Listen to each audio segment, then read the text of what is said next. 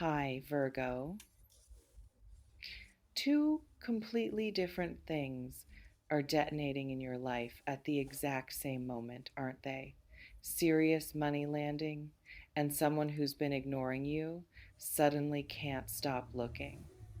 And you're trying to figure out if that timing is coincidence or if these two things are connected in ways that reveal uncomfortable truths about how the world actually works. Let me break down what's converging in the dual transformation zones surrounding your existence right now. The first thing punching through is this bizarre synchronicity you're experiencing, where validation is arriving from two completely separate sources simultaneously. You're probably noticing that just as financial breakthrough is crystallizing, this person who's been emotionally unavailable or strategically distant is suddenly demonstrating interest, texting more, showing up differently, acting like you matter when they've spent weeks or months treating you like background noise. You might be tracking whether this shift in their behavior coincided with visible changes in your financial situation, whether they somehow sensed money coming before it even landed, whether confidence you're carrying about your improving circumstances is radiating as different frequency that's making you register as more valuable in their assessment, and that possibility is simultaneously validating and revolting because it confirms energy matters while also suggesting this person is responsive to your perceived status rather than your actual character. Here's the brutal observation about your concrete situation. The money arriving is substantial enough to create actual options. You're probably not dealing with a modest bonus that covers 1 month's expenses. You're tracking significant sum that changes your decision making capacity. Inheritance, settlement, business sale, investment return, contract payment, windfall that's scaled to shift what's possible for you. You might be experiencing surreal dissonance where the amount is so much larger than what you're used to managing that you keep checking your account to confirm it's real. Afraid to touch it because surely there's been mistake, surely someone's going to realize they sent it to wrong person and demand it back. Surely you're not actually the kind of person who gets to have this much money available all at once. What's detonating in the social dynamics simultaneously is this person's sudden attention feels calculated in ways that make you question their motives. You're probably observing them being more affectionate, more available, more interested in your life, asking questions they never bothered with before, making efforts they couldn't be bothered to make when you were visibly struggling. You might be tracking specific behavioral changes that correlate too perfectly with your financial shift to ignore. Noticing they started acting different right around when you mentioned new opportunity, or right after mutual friend told them about your windfall, or right when you started carrying yourself with less desperation because you knew money was coming, and that correlation is making you wonder whether their interest is genuine evolution of feelings or opportunistic repositioning now that you look like better prospect. This reflection demands you examine whether you're more bothered by possibility that this person is shallow enough to only value you when you have money, or whether you're more bothered by discovering that money actually does change how people perceive and treat you, which challenges your belief that authentic connection transcends material circumstances. You're probably experiencing complex emotions about both developments. You might be cycling through excitement about money, mixing with anxiety about managing it, pleasure at finally getting this person's attention, mixing with resentment that it took financial shift to make them notice you. And underneath all of that is this exhausting question of whether you can trust anything that's happening. You could be wondering if money is real or if there's hidden conditions, if this person's interest is authentic, or if they're angling for access to your resources. And that pervasive suspicion is stealing your ability to simply enjoy either breakthrough because you're too busy analyzing everything for evidence of trap or scam or inevitable disappointment. What's also erupting is your awareness that these two things are forcing you to confront your own values.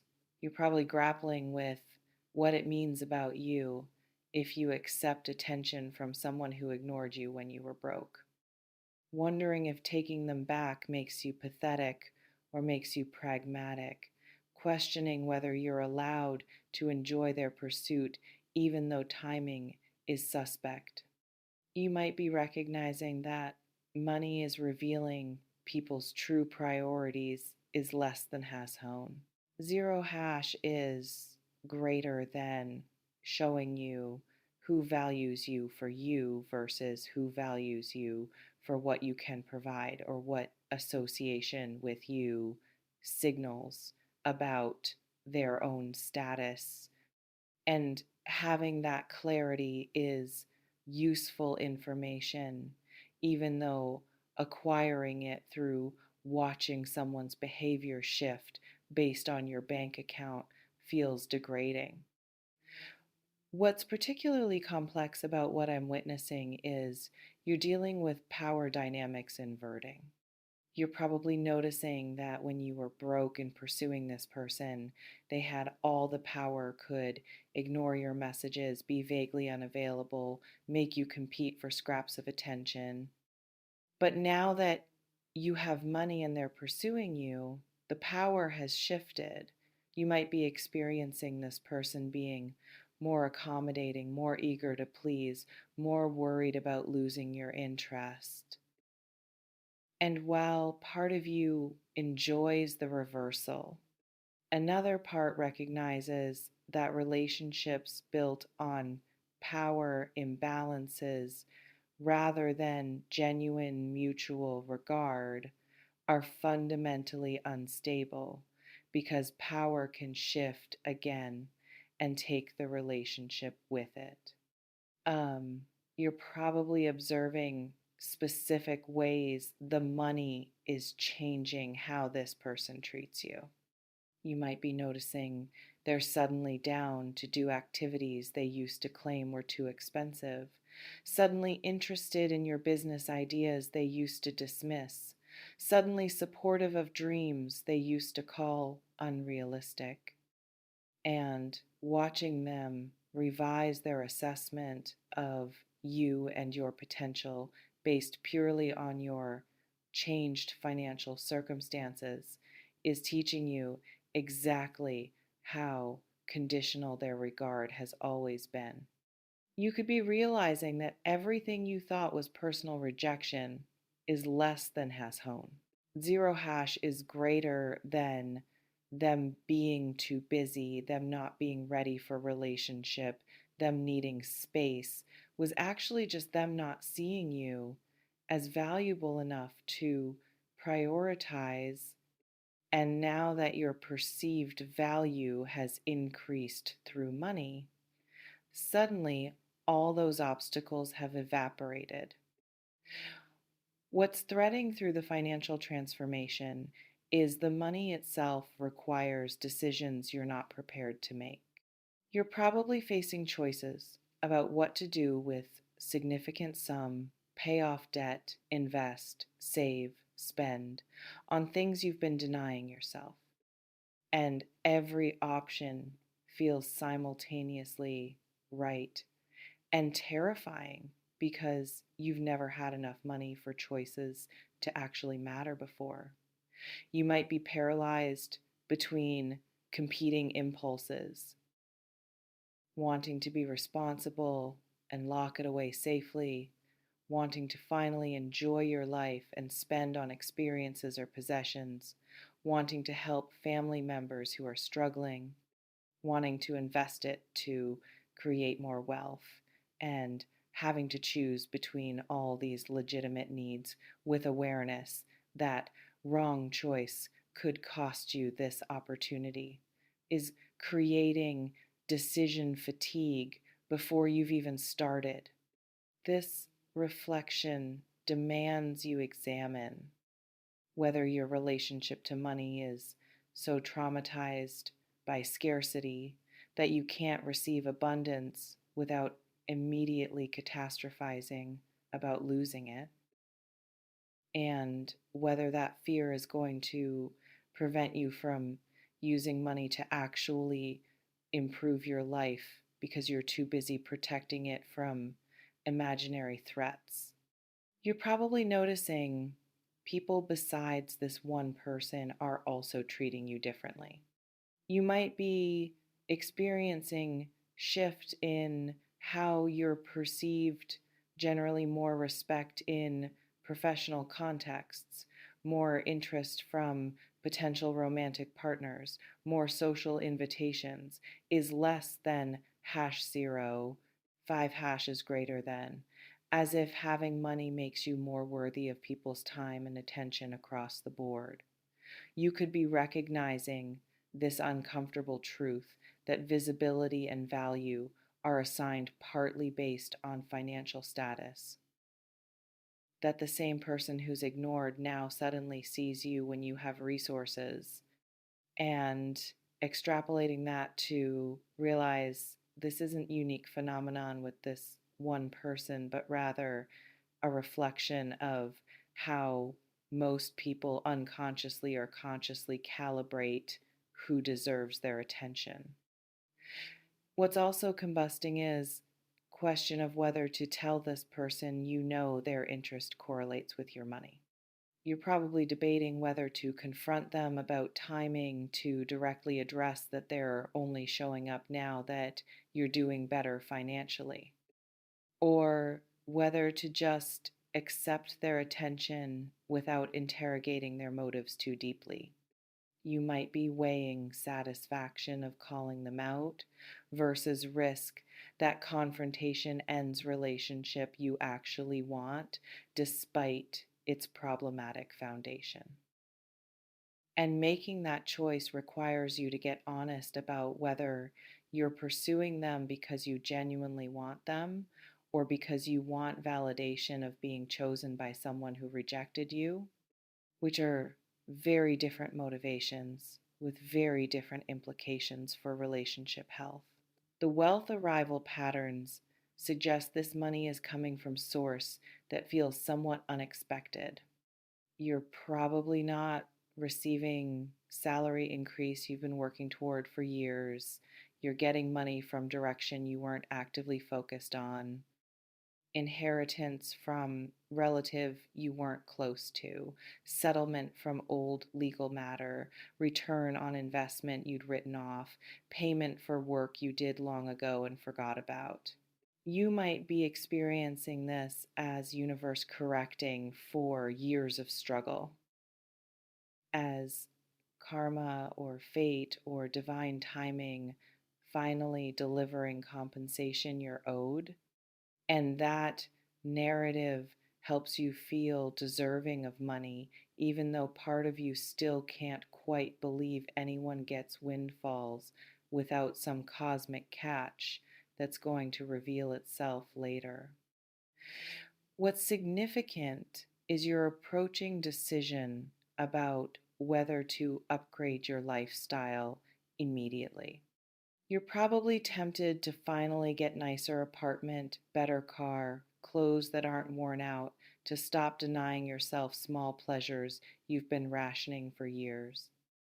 And balancing that legitimate desire to enjoy fruits of having money against practical wisdom of not inflating your expenses so fast.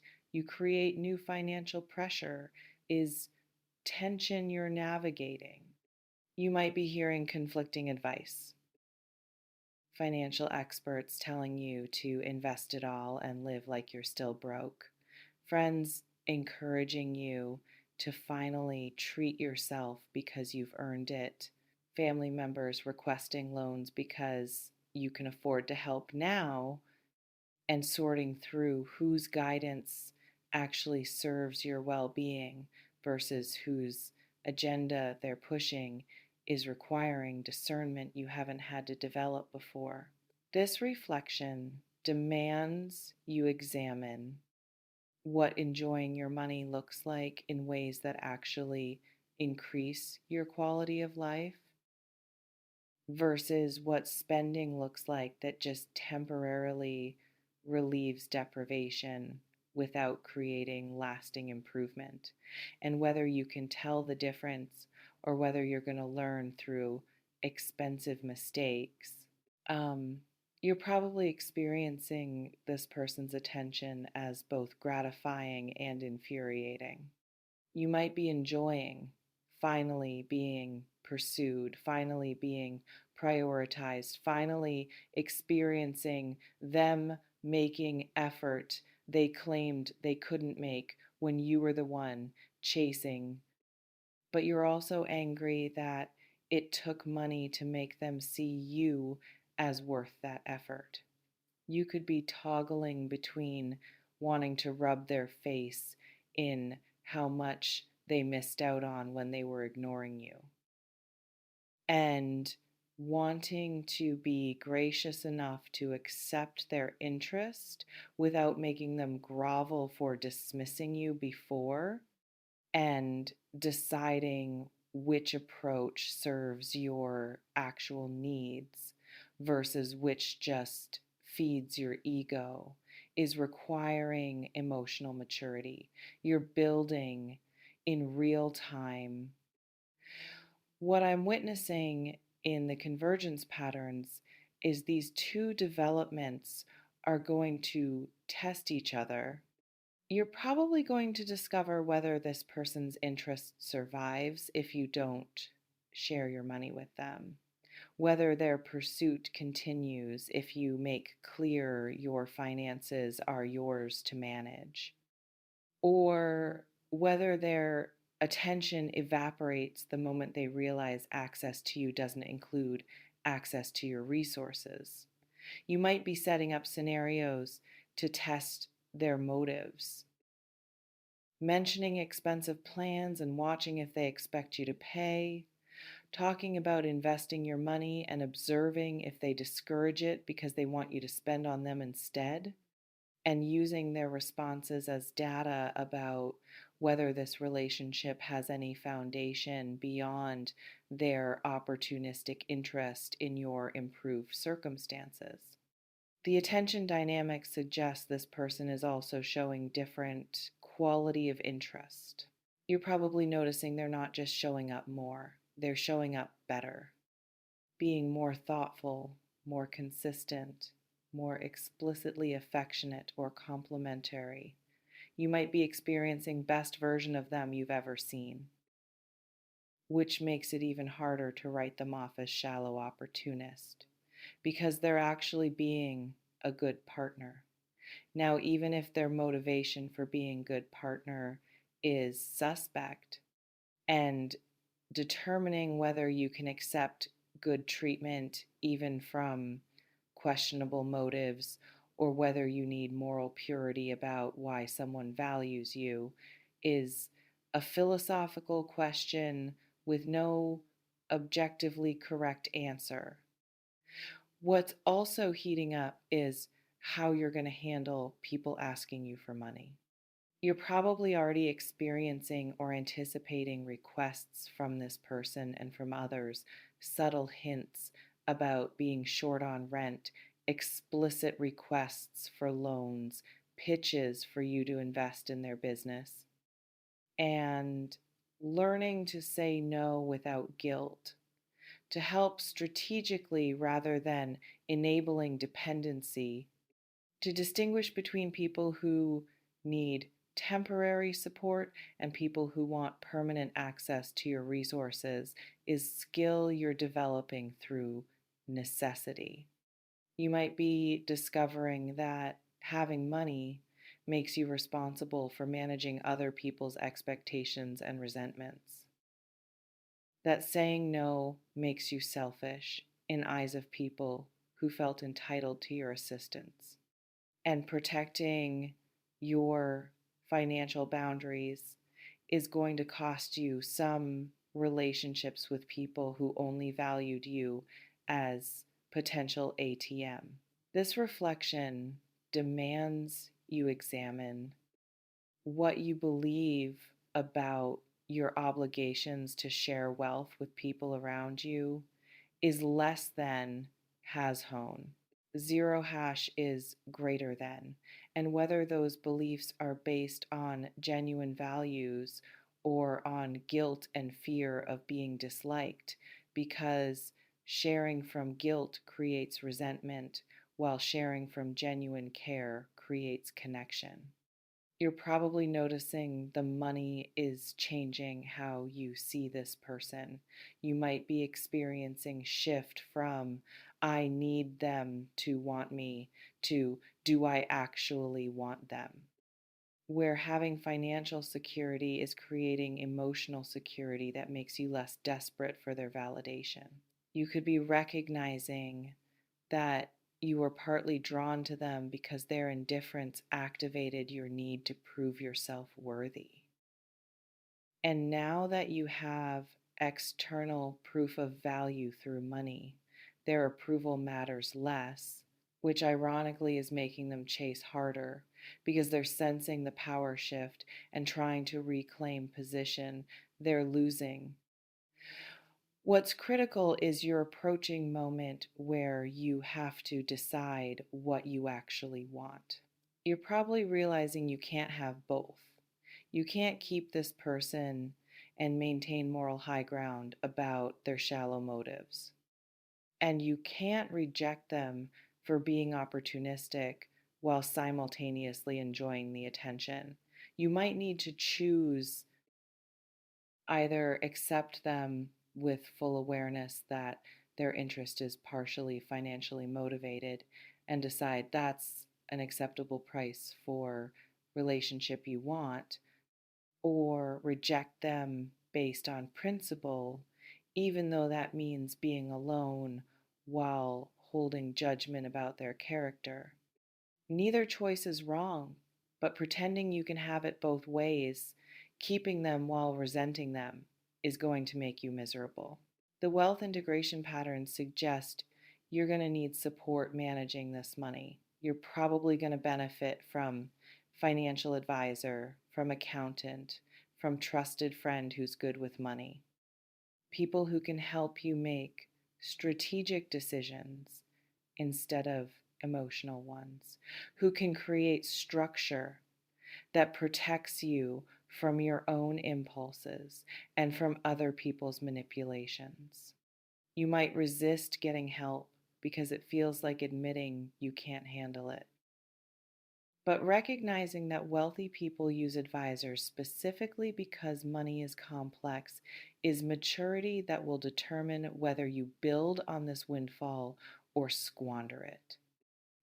What's also emerging is your opportunity to redefine your relationship with this person on your terms.